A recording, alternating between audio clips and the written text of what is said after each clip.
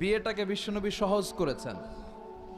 আমাদের সমাজে আমরা বিয়েটারে কঠিন বানায় ফেলছি। যেই সমাজে বিয়ে করা কঠিন ওই সমাজে জিনা করা সহজ। কথা বলেন। এখন এই দেশে বিয়ে করতে লাগে 20 লাখ, জিনা করতে লাগে 1000। বিশ্বনবীর কাছে যখনই সাহাবারা আসতো বিশ্বনবী বিয়েকে সহজ করে দিতেন। এক সাহাবী বললে, ইয়া রাসূলুল্লাহ বিয়ে করব। বিশ্বনবী বললেন, হাল ইনদাকা মাহর সাদাক, তোমার কি মোহর আছে? বিয়ে করলে তো ডৌরি দিতে হবে। You have to pay the dowry to your wife ওয়া আতুন নিসা সাদাকাতিহিন্না নিহলা, সন্তুষ্ট চিত্তে মোহরানা দিয়ে দাও। সাহাবী বলল, না আমার তো কিছু নাই। বিশ্বনবী বললেন, কিছুই নাই? সে বললে, এই মদিনার মধ্যে আমার চেয়ে গরিব আর কেউ নাই। বিশ্বনবী বললেন, হাল মাআকা মিনাল কোরআন, তোমার কাছে কি এই কোরআন আছে? এই কোরআন আছে তোমার কাছে? সাহাবী বলল, ইয়া রাসূলুল্লাহ আছে, কোরআনের কিছু সূরা পারি। তো বিশ্বনবী আরেক যুবতী নারীকে বলল, তুমি কি বিয়ে করতে রাজি আছো? যুবতী বলল, ইয়া রাসূলুল্লাহ আপনি বিয়ে পড়ায় দিলে রাজি আছি। তুমি কি কোরআন পারো? যুবতী বলে, না ইয়া রাসূলুল্লাহ আমি তো কোরআন পারি না। বিশ্বনবী বললেন, আমার কাছে ভালো একটা পাত্র সাহাবী আছে, তার সাথে তোমার বিয়ে পড়িয়ে দিলাম, কিন্তু সে নগদ মোহরানা দেওয়ার ক্ষমতা রাখে না। তুমি কোরআন পারো না, তোমার স্বামী কোরআন পারে। প্রতিদিন প্রতি রাতে তোমার স্বামী তোমারে কোরআন শিখায় দিবে, পড়ায় দিবে, এটাই তোমার বিয়ের মোহর। সহজ না কঠিন? আদ-দীনু ইউসরুন লা উসরা ফি, দিন হচ্ছে সহজ, এর মধ্যে কঠিন কিছু নাই। দাঁড়িয়ে নামাজ পড়া ফরজ, কিয়াম করা সালাতে ফরজ, কিন্তু অসুস্থ বসে পড়লেও কবুল করবে কে? অজু করে সালাত আদায় করা ফরজ। প্রচণ্ড ঠান্ডা, নিউমোনিয়া, তায়াম্মুম করে সালাত আদায় করলে কবুল করবে কে? Simplicity is the beauty of Islam. এই সহজীকরণ, সহজভাবে উপস্থাপন করা, এটা হচ্ছে ইসলামের একটা সৌন্দর্য। আমরা ইসলামকে খুব কঠিনভাবে উপস্থাপন করি, আছে না নাই? অনেকের কাছে গেলে দেখবেন সে বলে এটা হারাম, ওইটা হারাম, এটা শিরক, ওইটা বেদাত, সব জায়গায় শিরকের গন্ধ খোঁজে, এরকম কিছু লোক আছে না নাই? খেয়াল রাখবেন, আমরা সচেতন হব কিন্তু খুঁতখুঁতে স্বভাবের হব না। আমরা কি হব? সচেতন হব কিন্তু খুঁতখুঁতে স্বভাবের হওয়া যাবে না। আর দিন ইউসরুন লা উসরা ফি, দিন সহজ, এর মধ্যে কাঠিন্যতা নাই। এজন্য বিয়েটারে সহজ করে দিতে হবে। বিয়ে যদি সহজ করে দেন তাহলে এই অশ্লীলতা কমে যাবে, এই পরকীয়া কমে যাবে, এই গার্লফ্রেন্ড বয়ফ্রেন্ডের নামে এই ভালোবাসা দিবসের যে চর্চা, এগুলো বাংলাদেশ থেকে বন্ধ হয়ে যাবে। কথা বলেন। আপনারা আপনাদের উঠতি বয়সের তরুণ তরুণী ছেলে মেয়েদেরকে বাবারা কে কতটুকু নাগালে রাখতে পেরেছিলেন গতকাল জানি না, কিন্তু এটা কিয়ামতের দিন আপনি যদি আপনার ছেলে মেয়েদেরকে বিপদগামী করেন, আল্লাহর সুপ্রিম কোর্টের কাঠ গড়ায় বাবা হিসেবে আপনাকে আসামির কারাগারে দাঁড়াতে হবে। চিল্লায় বলেন ঠিক কিনা? এজন্য যারা বাবা, you have huge responsibilities in your shoulder. আপনার কাঁধে আল্লাহ তাআলা অনেক দায়িত্ব দিয়েছে। আপনার ছেলে হয়েছে, মেয়ে হয়েছে, সব দায় দায়িত্ব শেষ, বিষয়টা এমন নয়। আপনার ছেলে কই যায়, আপনার ছেলে কার সাথে মেশে, ওর স্মার্টফোনের ভেতরে ও কি কি চ্যানেল দেখে, ওর ঘরের ভিতরে ও সিরিয়ালগুলো কি কি দেখে, সবগুলো মনিটরিং এর দায়িত্ব আপনার আছে না নাই? আপনি মা, আপনার মেয়ে কোথায় যায়, কিভাবে সময় কাটায়, কাদের সাথে মেশে, এগুলো দেখার দরকার আছে না নাই? এজন্য নেককার ছেলে মেয়ে পাওয়ার জন্য আল্লাহ তাআলার কাছে দোয়া করতে হয়। সাইয়েদনা ইব্রাহিম আলাইহিস সালাম দোয়া করেছেন, রব্বি হাবলি মিনাস সালিহিন, আল্লাহ আপনি আমার নেককার সন্তান দেন।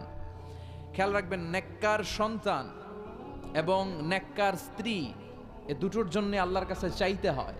এমনি এমনি নেককার সন্তান পাওয়া যায় না, এমনি এমনি নেককার স্ত্রী জুটে যায় না, আল্লাহর কাছে দোয়া করতে হয়। ফাবাশশারনাহু বিগুলামিন হালিম, আল্লাহ বললেন ইব্রাহিমের দোয়ার বরকতে আমি ইব্রাহিমের ঔরসে ইসমাইলকে দান করলাম।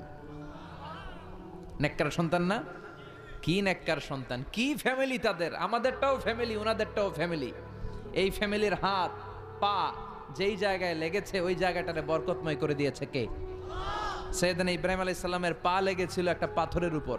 আল্লাহ বলেন ওয়াত্তাখিদু মাকামা ইব্রাহিমা মুসাল্লা, তুমি ইব্রাহিমের দাঁড়ানোর জায়গাটারে মুসাল্লা বানিয়ে নাও। সুবহানাল্লাহ পড়েন। ওনার ফুটপ্রিন্ট আছে, সাইয়েদনা ইব্রাহিম আলাইহিস সালামের পায়ের ছাপ আছে ওই পাথরের উপরে। দেখেন, পা লাগছে, ওই পায়ের জায়গাটা বরকতময় করে দিয়েছে কে? সাইয়েদনা ইসমাঈল আলাইহিস সালামের পায়ের লাথির ধাক্কায় জমজমের পানি বের হতে শুরু করেছে। হজ উমরায় যারা যান জমজমের পানি খান না? বিশ্বনবী বলেছেন, ইন্নাহা তুআমু তুমিন ওয়া শিফাউ সুকমিন, এই জমজমের পানি দুনিয়ার সাধারণ কোনো পানির মতো নয়, এটা তুআমু তুম, ওয়া শিফাউ সুকুম, পৃথিবীর সব পানি শুধু তৃষ্ণা নিবারণ করে, এই জামজামের পানি শুধু তৃষ্ণাই নিবারণ করে না, তৃষ্ণাও নিবারণ করে, ক্ষুধাও নিবারণ করে। The most blessed water found in world, পৃথিবীতে পাওয়া সবচেয়ে রহমতের পানি হচ্ছে এটা। এটা রহমতের পানি, এটা বরকতের পানি। বিশ্বনবীকে যখন মেরাজে নেওয়া হবে, হাতিমে কাবায় বিশ্বনবীকে শুইয়ে দিয়ে সাইয়েদনা জিব্রাইল বিশ্বনবীর গলা থেকে নাভি পর্যন্ত পুরোটা কেটে ফেললেন। এটার বলে ওপেন হার্ট সার্জারি, বর্তমান ভাষায় কি বলে? শাক্কুস সাদর। বিশ্বনবীর হৃদয়টা বের করে জামজামের পানি দিয়ে ধৌত করলেন। তার মানে সাইয়েদনা ইব্রাহিমের পা লেগেছে একটা পাথরে, এটা হয়ে গেল মাকাম ইব্রাহিম। সাইয়েদনা ইসমাইলের পা লেগেছে মরুভূমির বালুর মধ্যে, ওইটা হয়ে গেল জামজাম। আর সাইয়েদনা ইব্রাহিমের স্ত্রী হাজার, আমরা যারা ডাকি বিবি হাজরা, আমরা কি বলি? বিবি হাজরা, আসলে ওনার নাম হাজার। এই হাজার দুইটা পাহাড়ের মাঝখানে একটু দৌড়াদৌড়ি করেছিল, বাইনা সফা ওয়াল মারওয়া। এই দৌড়াদৌড়িটা আল্লাহর কাছে এত ভালো লেগেছে, কিয়ামত পর্যন্ত সব হাজিদের জন্য এখানে দৌড়াদৌড়ি করাটা আল্লাহ ওয়াজিব করে দিয়েছেন। আবার যেখানে সাইয়েদনা ইসমাইলকে সাইয়েদনা ইব্রাহিম আলাইহিস সালাম জবাইয়ের জন্য নিয়ে গিয়েছিলেন, এই জবাইয়ের কাজটাও আল্লাহর কাছে এত ভালো লেগেছে, সব কুরবানির ঈদে প্রাণী জবাই দেওয়াটাকে আমাদের জন্য, সম্পদশালীদের জন্য ওয়াজিব করে দিয়েছে কে? একটার পর একটা পরীক্ষা দিয়েছেন সাইয়েদনা ইব্রাহিম আলাইহিস সালাম। ইখতাতানা ইব্রাহিম আলাইহিস সালাম ওহুম 80 সানা বিল কদুম। বুখারীর বর্ণনা, 80 বছর বয়সে সাইয়েদনা ইব্রাহিম আলাইহিস সালাম নিজ হাতে ওনার সুন্নাতে খাতনা করেছেন। কয়টা পরীক্ষা দিয়েছি আমরা! কি ফ্যামিলি, কি বরকতের ফ্যামিলি! যেখানে হাত দিয়েছে, যেখানে চোখ মেলেছে, ওখানে বরকত আর বরকত। এজন্য আমাদের জন্য সাইয়েদনা ইব্রাহিমের ফ্যামিলি হচ্ছে একটা মডেল, বিশ্বনবীর ফ্যামিলি হচ্ছে একটা মডেল। সালমান খানের ফ্যামিলি মুসলমানদের জন্য মডেল নয়, শাহরুখ খানের ফ্যামিলি আমাদের জন্য মডেল নয়, ঋত্বিক রোশনের ফ্যামিলি আমাদের জন্য মডেল নয়। আমাদের জন্য মডেল হচ্ছে সাইয়েদনা ইব্রাহিমের ফ্যামিলি, বিশ্বনবীর ফ্যামিলি, সাইয়েদনা আবু বকরের family. Now the decision is years. সিদ্ধান্ত আপনার যে আপনার ফ্যামিলিটারে আপনি জান্নাতি বানাতে চান না জাহান্নামী বানাতে চান। সিদ্ধান্ত আপনার। আপনার একটা শক্ত সিদ্ধান্ত পারে আপনার ফ্যামিলিটারে জান্নাতি বানাতে, আর আপনার একটা দুর্বল সিদ্ধান্ত পারে আপনার ফ্যামিলি মেম্বারদের সবাইকে জাহান্নামের পথ দেখিয়ে দিতে। এজন্য আমরা কই যেতে চাই, জান্নাতে না জাহান্নামে? চিল্লায় বলেন, কই যেতে চাই? মালিক তুমি জান্নাতে, তোমার পাশে আমায় একটি ঘর বানিয়ে দিও, একটি ঘর বানিয়ে দিও সে বিভীষিকাময় মহাদিনে, তোমার প্রতিবেশী করে নিও। মালিক তুমি জান্নাতে, তোমার পাশে আমায় একটি ঘর বানিয়ে দিও, একটি ঘর বানিয়ে দিও। পড়েন আমিন, আর জোরে পড়েন আমিন। এজন্য family it's a very important institution for Muslim community. মুসলমানদের জন্য পরিবার এটা গুরুত্বপূর্ণ। অমুসলিমদের কাছে পরিবারের দাম নাই, মা আছে বাবা নাই, বাবা আছে মা নাই। ব্রোকেন ফ্যামিলির সংখ্যা আমেরিকাতে হাজার হাজার লক্ষ লক্ষ ছাড়িয়ে যাবে, কিন্তু আমাদের ফ্যামিলিগুলা একান্নবর্তী ফ্যামিলি। বাবা মা, দাদা দাদি, ভাই বোন সবাই মিলে আমরা একসাথে থাকি, ঠিক কিনা? গোটা বিশ্বের সব জায়গাতেও ইসলাম পালন করা যদি নিষিদ্ধ করে দেয়া হয়, আপনার ঘরের ভিতরে আপনি ইসলাম পালন করতে পারবেন।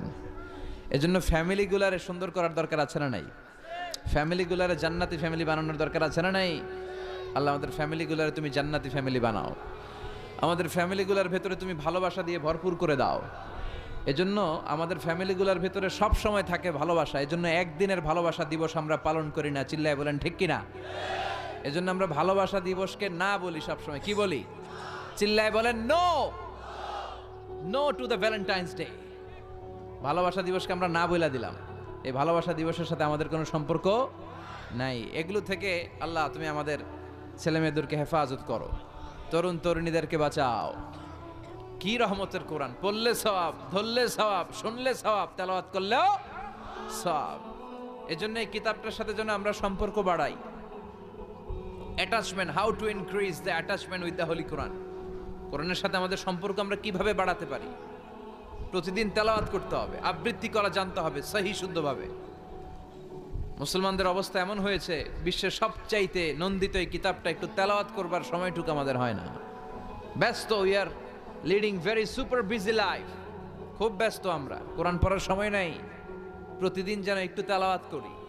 রাজি আছেন তো দেবিদ্বারের ভাইয়েরা? প্রতিদিন একটু একটু তেলাওয়াত করা যাবে? আরেকটা কথা সব জায়গায় আমি বলি, মাতৃভাষায় এই কোরআনটাকে আপনাদের জানতে হবে। You have to know the Holi Quran, the messages of the Holi Quran in your own mother tongue, in your own language, আপনার নিজ ভাষায়। আমাদের ভাষা কি? কথা বলেন, বাংলা। এই বাংলা ভাষায় যেন আমরা কোরআন পড়ি, কোরআন শিখি। কোরআন আল্লাহ কি জানাতে চাইলেন, কি শিখাতে চাইলেন, বাংলা ভাষায় যেন আমরা এটা শিখি, আত্মস্থ করার চেষ্টা করি। দেখবেন মসজিদুল হারামে শায়েখরা যখন নামাজ পড়ায়, শায়েখ আব্দুর রহমান সুদাইস, উনি যখন আযাবের আয়াত পড়ে উনি কাঁদে, কাঁদে না? আবার মুসল্লিরাও পেছন থেকে কাঁদে। এর কারণ উনিও আযাবের অর্থ বুঝে, মুসল্লিরাও অর্থ বুঝে। আমাদের তারাবির নামাজে, এত মসজিদে তারাবি পড়লাম বাংলাদেশে, কোনোদিন কোনো তারাবির নামাজে মুসল্লি আর ইমাম সাহেবের কাঁদতে দেখছেন? কথা কন, কেন কান্দে না? বুঝে নাই।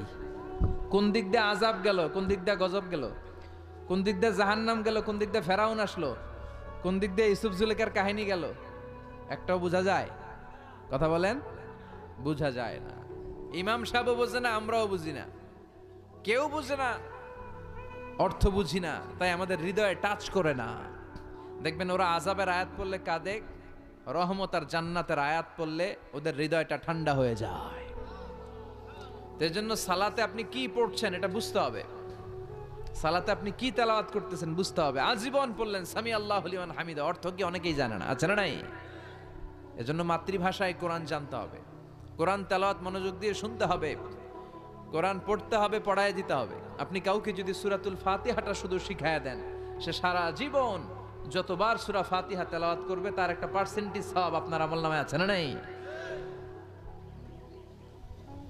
এজন্য কোরআনের আবৃত্তি শিখা, কোরআনের অর্থ জানা মাতৃভাষায়, নিজে কোরআন পড়া, অন্যকে পড়ায় দেওয়া, এবং কোরআনের আন্দোলন করা দরকার আছে না নাই?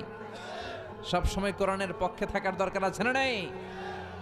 আল্লাহ তুমি আমাদেরকে সহি সমাজ দান করো। তাই আমরা যখনই কোরআনের কথা শুনবো নিজেদেরকে পরিবর্তনের জন্য শুনবো, ঠিক কিনা? আমার আখিরাতটাকে সুন্দর করার জন্য শুনবো। আমাদের তাফসির মাহফিলগুলো হয়ে গেছে এখন শোডাউন, অনেক লোক জড়ো হইতে হবে, স্লোগান হইতে হবে, এগুলো আছে না নাই? আমাদেরকেও বেঁধে দেয় অনেক জায়গায়, হুজুর আপনার কিন্তু আজকে মাহফিল কাঁপাইতে হবে। কি বলে? কাঁপাইতে হবে। কিন্তু অনেক জায়গায় বলে হুজুর আপনার জমাইতে হবে। কি বলে? জমাইতে হবে। আবার অনেক জায়গায় বলে হুজুর আপনার কিন্তু মাহফিলটা ধরে রাখতে হবে। কি করতে হবে? তো কোথাও আমাদের কাঁপাইতে হয়, কোথাও আমাদের জমাইতে হয়, আবার কোথাও মাহফিল ধরে রাখতে হয়। কথা বুঝতে পেরেছেন? তো মাহফিল কাঁপানো, জমানো, ধরে রাখা, এই টেন্ডেন্সি থেকে আসেন, বেরোয় আসি। We have to make a change. আপনাকে চেঞ্জ আনতে হবে, পরিবর্তন। বিশ্বনবী পৃথিবীতে এসেছেন পরিবর্তনের জন্য। তিনি কোনো জায়গায় খারাপ কিছু দেখলেই পরিবর্তন করে দিতেন। এক সাহাবাকে জিজ্ঞেস করলেন কি নাম? মাসমুক। সে বলে ইসমি হাজান, আমার নাম হলো হাজান। হাজান মানে দুশ্চিন্তা। হাজান মানে, বিশ্বনবী বললেন হাজান কারো নাম হতে পারে? দুশ্চিন্তা এটা একটা নাম হইল? বিশ্বনবী বললেন তোমার নাম আজকে থেকে হাজান নয়, আজকে থেকে তোমার নাম সাহাল। কি নাম? সাহাল মানে সহজ। সাহাল মানে? সে বলে না ইয়া রাসূলুল্লাহ, আমার বাপ চাচা নাম রাখছে হাজান, এটা আমি ছাড়বো না। বিশ্বনবী বললেন না, সালে যাও। তো সে বাড়িতে চলে গেল। যাওয়ার পর থেকে ওই যে দুশ্চিন্তা তার আর পিছু ছাড়ে না। তার ব্যবসায় লস, তার চাকরিতে লস, ওর পেটে ব্যথা, ওর মাথায় ব্যথা, ওর জ্বর, ওর মেয়ে কান্দে, ওর বউ দৌড়ায়, ওর পোলায় কয় আমি মরুম। কষ্ট আর জ্বালা ছাড়েই না। সবাই বলে ওই যে বিশ্বনবী তোমার একটা সুন্দর নাম দিয়েছিল, আনো নাই, এর বদদোয়া লাগছে, যাও নবীর কাছে মাফ চেয়ে নামটা চেঞ্জ করে আনো। হাজান ফিরে গেল বিশ্বনবীর কাছে, যে বলে ইয়া রাসূলুল্লাহ আমার হাজান নামের দরকার নাই, গোষ্ঠী গিলাই হাজান, আপনি কি নাম কইছিলেন ওইটা কোন? আবার বিশ্বনবী বলে আমি বলছিলাম আন্তা সাহাল। সাহাল মানে সহজ, সাহাল মানে বিশ্বনবীর কাছ থেকে নাম চেঞ্জ করে সাহাল নিয়ে আসলো। সাহাল বলে, যেদিন থেকে আমি নাম চেঞ্জ করেছি ওই দিন থেকে আমার জীবনের সব কাজগুলো সহজ করে দিয়েছে কে? কি নবী ছিলেন? খালি চেঞ্জ করে দিতেন, চেঞ্জ করে দিতেন। এক নারীকে জিজ্ঞেস করলেন, মাসমুকি, হোয়াটস ইউর নেম? সে বলে, আমার নাম আসিয়া। আসিয়া মানে অবাধ্য। বিশ্বনবী বলেন, এটা একটা নাম হইল? তোমার নাম আজকে থেকে জামিলা। জামিলা মানে সুন্দরী, বিউটিফুল লেডি। জামিলা মানে সুন্দরী। সে নাম চেঞ্জ করে জামিলা নিয়ে নিল। সবাই বলল, যেদিন থেকে বিশ্বনবী তার নাম জামিলা করেছে ওই দিন থেকে মরার আগের দিন পর্যন্ত এই মহিলার সৌন্দর্যে কোনোদিন ভাটা পড়ে নাই। আবার বিশ্বনবী মক্কা থেকে মদিনায় হিজরত করতে গেলেন। বিশ্বনবী বললেন, মাসমুহাদিল আরদ, এই জমিনের নাম কি? সবাই বলল, এই জমিনের নাম ইয়াসরিব।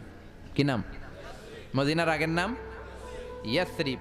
ইয়াসরিব মানে to take revenge from someone, কারো থেকে প্রতিশোধ নেয়া। বিশ্বনবী বললেন, আমি যেই শহরে থাকবো ওই শহরের নাম হবে প্রতিশোধ। How come? It's quite impossible, অসম্ভব। আমি রহমতের নবী, ওমা আরসালনাকা ইল্লা I have sent you as a mercy for the entire universe. ও নবী, আমি আপনাকে গোটা বিশ্বের জন্য রহমত করে পাঠিয়েছি। রহমতের নবী যেই শহরে থাকবে ওই শহরের নাম প্রতিশোধের শহর না। আজকে থেকে এই শহরের নাম তবা কিংবা তৈবা, পবিত্র শহর। পরবর্তীতে এই শহরের নাম করা হলো মদিনাতুর রাসূল, মদিনাতুন নবী। সুবহানাল্লাহ পড়েন। আবার বিশ্বনবী আরেক এলাকায় সফরে গেলেন। বললেন, মাসমুহাদিল আরদ, এই এলাকার নাম কি? সবাই বলে গাদিরা। কি বলে? গাদিরা। গাদিরা মানে আরদুন লা শাজারা ফিহি ওয়ালা নাবাত, এমন শহর যে শহরে কোনো গাছ পালা, লতা পাতা, ঘাস জন্মায় না। বিশ্বনবী বললেন, এটা একটা নাম রাখছো তোমরা গাদিরা? এই গদিরা নামের কারণেই তো এলাকায় কোনো গাছপালা হয় না, ওই এলাকায় কোনো গাছ হতো না। বিশ্বনবী বললেন, মিনাল ইয়াউম, আজকে থেকে এই এলাকার নাম গাদিরা নয়, আজকে থেকে এই এলাকার নাম আমি চেঞ্জ করে দিলাম খাদেরা। খাদেরা মানে সবুজ। খাদেরা মানে কি? বিশ্বনবী নাম চেঞ্জ করে দেওয়ার সাথে সাথে ওই এলাকায় ঘাস লতা পাতায় সবুজ শ্যামল হয়ে গেল। এজন্য পরিবর্তন লাগবে। We have to make a change. পরিবর্তন লাগবে। এই লোক দেখানো মানসিকতা থেকে আমাদের বেরিয়ে আসতে হবে। মাহফিল কাঁপানো, মাহফিল জমানো, মাহফিল ধরে রাখা, এগুলার কোনোদিন বলবেন? বলবেন? সব হবে আমাদের একজনের খুশির জন্য। তিনি কে? চিল্লায় বলেন, আল্লাকা সিররুন ইনদাল্লাহ বাইনাকা আনতা ওয়া বাইনাল্লাহ, আল্লাকা সাদাকাতুন তাখফা লা ইয়ালামুহা ইল্লাল্লাহ, আল্লাকা সিররুন ইনদাল্লাহ বাইনাকা আনতা ওয়া বাইনাল্লাহ, আল্লাকা সাদাকাতুন তাখফা লা ইয়ালামুহা ইল্লাল্লাহ। সুবহানাল্লাহ পড়েন। আল্লাকা সিররুন ইনদাল্লাহ বাইনাকা আনতা ওয়া বাইনাল্লাহ, তোমার আর তোমার আল্লাহর মধ্যে এমন কোনো গোপন বিষয় আছে নাকি যেটা আল্লাহ ছাড়া কেউ জানে না? তোমার জীবনে এমন কোনো গোপন দান আছে নাকি যেটা আল্লাহ ছাড়া কেউ দেখেনি? আমরা এখন দেখায় দেখায় দান করতে চাই, আছে না নাই? অমুক সমাজপতি, শিল্পপতি 2 লক্ষ টাকা বলেন মারহাবা, আছে না নাই? লোক দেখানো দান। এটা মিজানের পাল্লায় উঠালে কোনো ওজন হবে না।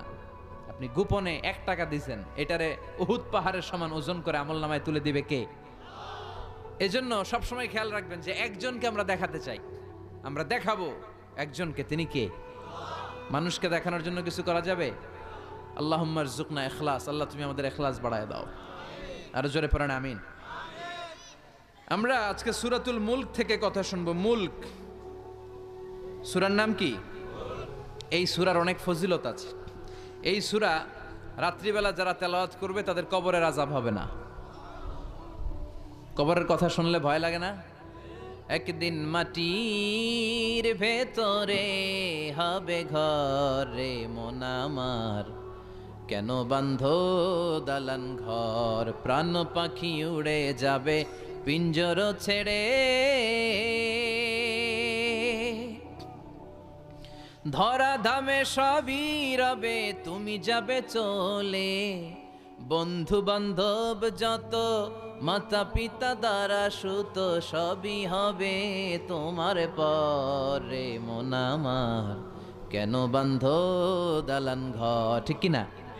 চলে যেতে হবে, কেউ থাকতে পারবো না। কিন্তু এই জিনিসটা আমাদের স্মরণেই আসে না। এত ব্যস্ততা, এত মায়া জাল, এত মায়ার জালে আমরা আটকে আছি। এত ব্যস্ত লাইফ, সকালবেলা অফিস, বিকেলবেলায় অমুক কাজ, তারপরে অমুক কাজ, একটার পর একটা কাজ চলতেই থাকে। এই ব্যস্ততার কারণে আমাদের জীবনটা সুপার বিজি লাইফ আমরা লিড করছি, আমাদের জন্য সময়ই নাই, কিন্তু চলে যেতে হবে। এজন্য সাইয়েদনা ওমর ফারুক বলছেন, মুতু ক্বাবলা আন তামুতু, মরার আগে একবার মরো। হাসিবু ক্বাবলা আন তুহাসাবু আলাইকুম, তোমার হিসাব নেওয়ার আগে তুমি তোমার একবার হিসাব নাও। আমাদের প্রত্যেকের নিজের একটা হিসাব আছে না নাই? কথা বলেন। নিজে খাতা কলমের মধ্যে একটু লিস্ট করবেন যে আমি জীবনে এই ভালো কাজ করেছি, এই খারাপ কাজ করেছি, আসলে আমার অবস্থানটা কই হওয়া উচিত। নিজে খাটের মধ্যে একবার শটাং হয়ে মরার মতো শুয়ে থাকবেন, ভাববেন যে আমি মরে গেছি। ভাবেন না কি হবে, ছেলেমেয়েরা কান্না করবে, আত্মীয় স্বজন কান্না করবে, মাইকে অ্যানাউন্সমেন্ট হবে, অমুক এলাকার অমুক ভাই আমাদের মাঝে দুনিয়ায় নাই। বিশাল দেবিদ্বারের ময়দানে আপনার জানাজা হবে, খাটিয়াতে করে নিয়ে যাওয়া হবে। শুয়ে শুয়ে ভাববেন, আগে থেকে খুদে রাখা কবরে আপনাকে ফেলে বাঁশ দিয়ে উপরে মাটি চাপা দিয়ে চলে আসবে। অন্ধকার, শুধু অন্ধকার। এই অন্ধকার যেন শেষ হতে চায় না। This is the nature of life. এই তো জীবন। কথা বলেন ঠিক কিনা? এগুলো ভাবার দরকার আছে না নাই? বিষ্ণু বললেন এই সূরাটা এমন সূরা, মানিআতুন মিন আযাবিল কবর। এই সূরা মুলক যারা তেলাওয়াত করবে তাদের কবরে কোনো আযাব হবে। আজকে থেকে সূরাতুল মুলকের তেলাওয়াত করা যাবে? পারা যাবে? পারা যাবে? আসেন না নিজেদেরকে একটু পরিবর্তন করি, আসেন না নিজেদের আমলের ঝুলিতে আরো কিছু বাড়াই, নিজেদের আমলগুলোকে সুন্দর করি, নিজেদেরকে আর একটু পরিচ্ছন্ন করি। প্রতিদিন রাতে সূরাতুল মুলক তেলাওয়াত করবেন ইনশাআল্লাহ। কইতে পারলেন না? 2 নম্বর ফজিলত, শাফাআত লি সাহিবিহা। এই সূরা যারা তেলাওয়াত করবে, এই সূরা তেলাওয়াতকারীর জন্য আল্লাহর কাছে সুপারিশ করবে। 3 নম্বর ফজিলত, খাসামাত আন সাহিবিহা। এই সূরাটা কিয়ামতের দিন এই সূরার তেলাওয়াতকারীর পক্ষে আল্লাহর সাথে তর্ক করবে, ডিবেট করবে। কতক্ষণ? হাত্তা আদখালাহুল্লাহুল জান্নাহ, যতক্ষণ না আল্লাহ তাআলা এই লোকটাকে জান্নাতি বলে ঘোষণা না দেয়। আল্লাহ যতক্ষণ অ্যানাউন্স করবে he is from paradise, he will enter the paradise, আমার এই বান্দা জান্নাতে ঢুকবে, এই সার্টিফিকেট দেওয়ার আগ পর্যন্ত এই সূরা সামনে দাঁড়ায় আল্লাহর সাথে তর্ক করতেই থাকবে। আবার বিষ্ণু বলেন, মান ক্বারা বিহা ফি লাইলাতিন ফাকাদ আকসারা ওয়া আতাবা। রাত্রি বেলায় যেই ব্যক্তি এই সূরাটা তেলাওয়াত করবে তার রাত্রিটারে বরকতময় করে দিবে কে? এজন্য বিশ্বনবী বলতেন, আমি চাই আমার প্রতিটা উম্মতের হৃদয়ে এই সূরাটা গাথা থাক। আমার নবী চাইতেন আমাদের অন্তরে যেন এই সূরাটা মুখস্থ থাকে। আমরা চাই না? 30টা মাত্র আয়াত। কয় আয়াত? সবাই বলেন কয় আয়াত? প্রতিদিন এক আয়াত মুখস্থ করলে আমাদের পুরো সূরাটা মুখস্থ করতে লাগবে কয় দিন? 30 দিন। 1 মাসের চেষ্টায় সূরাটা মুখস্থ করা যাবে না? দেবিদ্বারের ভাইয়েরা, করা যাবে? আওয়াজ করে পড়েন ইনশাআল্লাহ। এই সূরার মাহাত্ম্য হচ্ছে, এই সূরা আপনার দৃষ্টিভঙ্গিকে চেঞ্জ করবে, আপনার চিন্তার জগতে আন্দোলন তৈরি করবে, আপনার চোখকে খুলে দিবে, আপনার ঘুমন্ত বিবেককে জাগিয়ে দিবে। বিশেষ করে যারা স্রষ্টা নিয়ে সন্দেহে থাকে তাদের জন্য এটার ভিতরে ডোজ আছে, মেডিসিন আছে। ইয়াং ছেলে পেলে অনেকে আমাদের প্রশ্ন করে, হুজুর আল্লাহরে নিয়ে অনেক প্রশ্ন জাগে, স্রষ্টার অস্তিত্ব নিয়ে, আখেরাত নিয়ে, কবরের জীবন নিয়ে আমাদের প্রশ্নের অভাব নাই, কারণ নাস্তিক্যবাদের ছড়াছড়ি আশেপাশে আছে না নাই?